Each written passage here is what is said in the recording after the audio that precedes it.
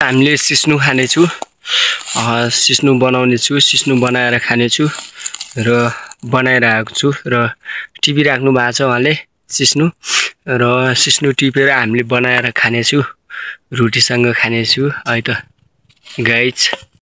यसलाई सिस्नु पनि भन्छ र पालौरो पनि भन्छ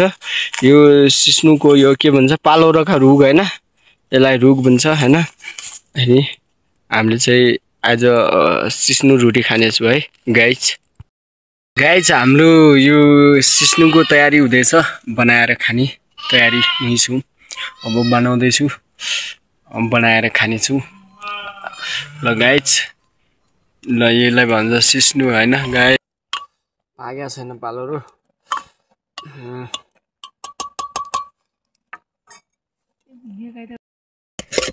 गाइज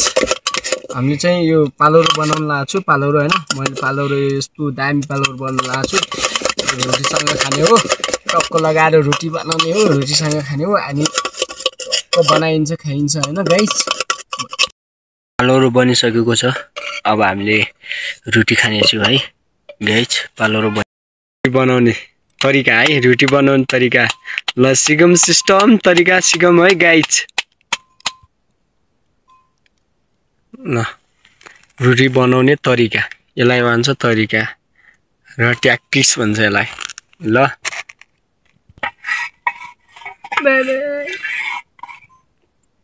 भाज्नु भयो रोटी भाज्नु भयो अहिले भाज्नु भयो है गाइज यसरी तान्नु पर्छ है च्याट पारेर अब ल पकाउने पनि यसरी गाइज